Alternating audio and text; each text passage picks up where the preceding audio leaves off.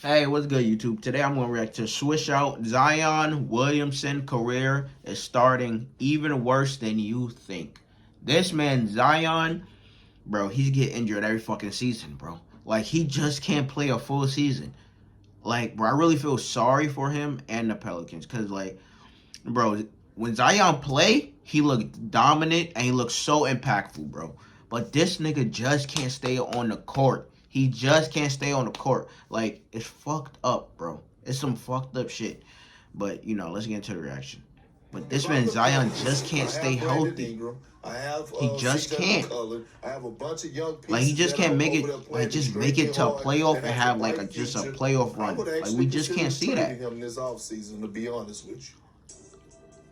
Let me know in the comments would y'all trade Zion. I've talked about quite a bit how we NBA fans have been disappointed thus far. And even since that video, it's been a lot more ever since. The two biggest trades of the deadline. KD gets injured right before his home debut, literally before his feet even gets wet in Phoenix. And Kyrie's trade request looks impulsive, erratic, premature. And that whole organization overall, nobody looks happy right now.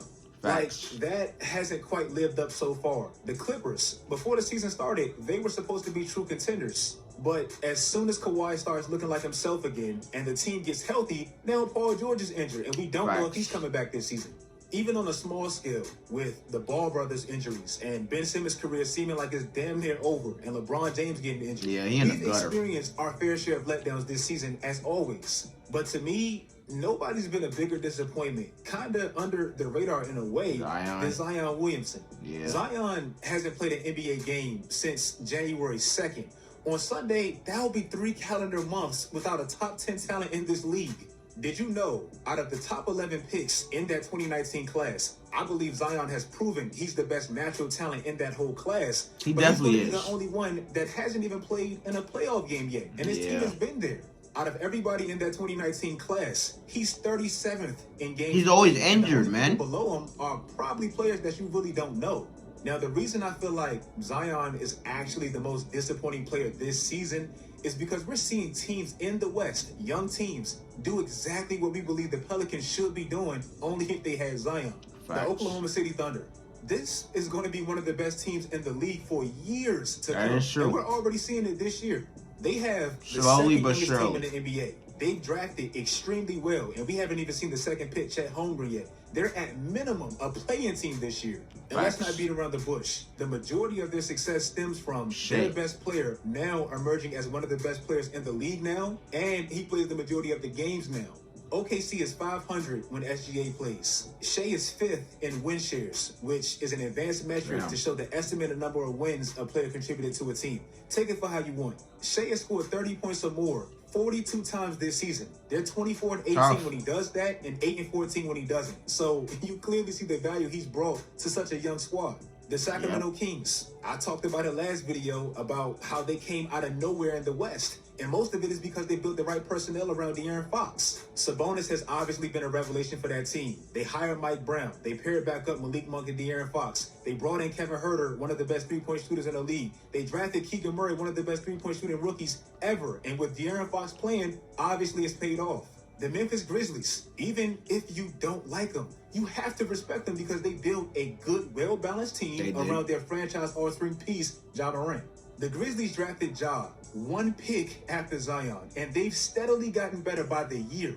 And even if you don't like him with all his off-the-court fake streak corniness and all that, most of their success stems from what he brought to that organization because he plays. Memphis, they're top 10 in points a night. They're the second best rebounding team in the league. They're the second best defensive team in the league. Ja is one of only 3 players to be top 10 in points and assists per game. My point is, even with the baggage Ja Morant has brought to that team, Memphis, they see the return on their investment. The Pelicans, they haven't.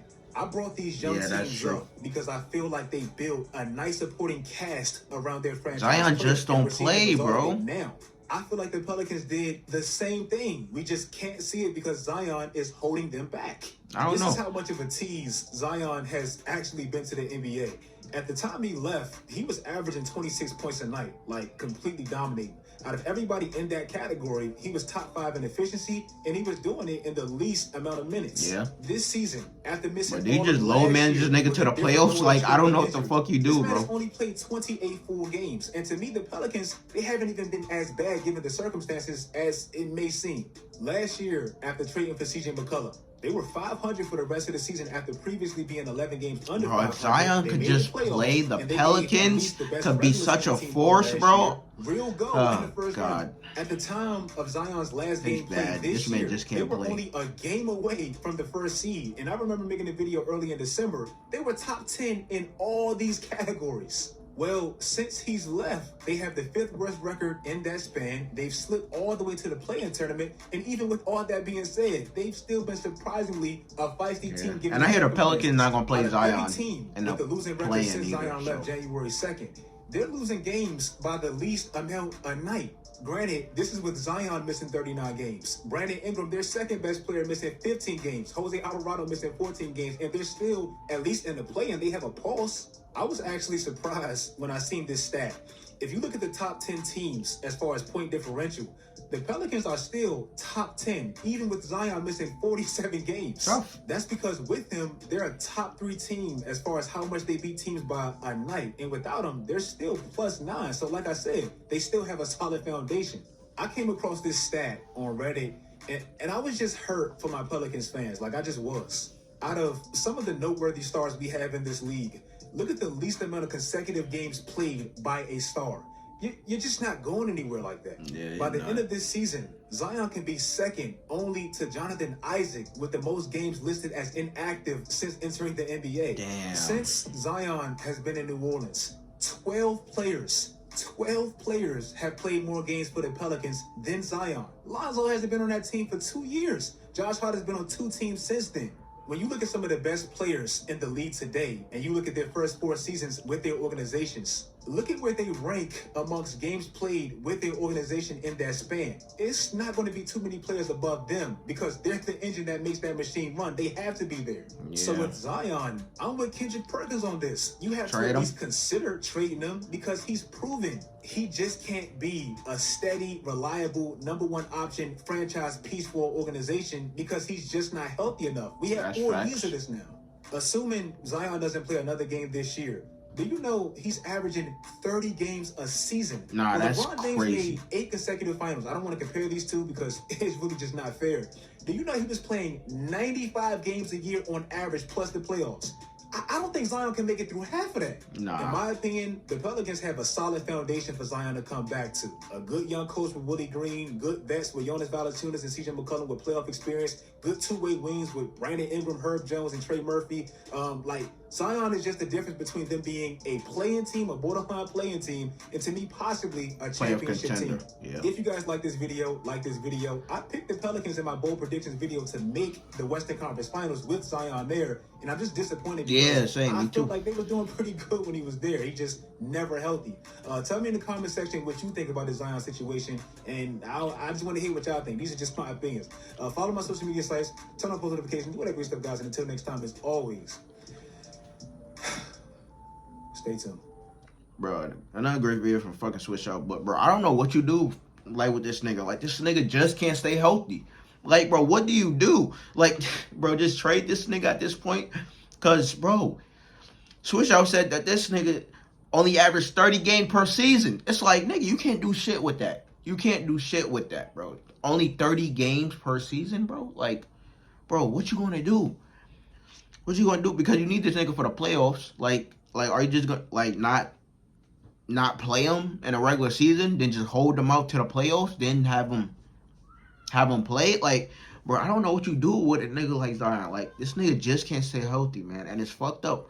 Because, like, I feel bad for Zion because, bro, he, like, his potential is through the roof. Because when he play, he's so efficient and so dominant and shit, even though he's undersized. But it's like, bro, he's so, stocky, and he just bodying niggas and shit and getting his buckets, shooting like 61% from the field and shit. But it's like, bro, he just can't stay healthy. Like, and when he was playing, the Pelican was rolling and dominating niggas. And it's like, damn, man. damn. Like, only if Zion could play with BI and CJ, like, bro, that would be a fire team, man. And it's like, bro, they could really be a threat in the West, like, for real. But damn, this nigga just can't stay healthy, man. This some fucked up shit. Man, I don't know. Maybe the Pelicans should trade him. Because, like, bro, if this nigga ain't gonna play, like, bro, you really can't do much. But it's like, who would want to trade him? Who would want to trade for him, I mean. But honestly, it should be some team that's, like, desperate enough that think, like, you know, they train could turn him around, make him more healthy, something. But, hey, it's been 4 years and this nigga barely play any games, man. Like, shit. But, you know, like, comment, subscribe, suggest anything else you want to interact to, you know, down below in the comments. I'll check you out in the next one.